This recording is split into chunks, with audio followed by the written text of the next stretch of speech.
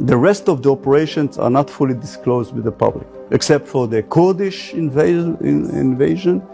Why didn't it work?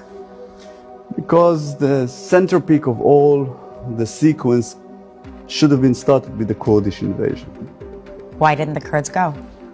According to what published, or that the Erdogan, who really considered the Kurdish as a strategic threat to his stability of Turkey, convinced Trump that it's a bad idea to give the Kurdish a state.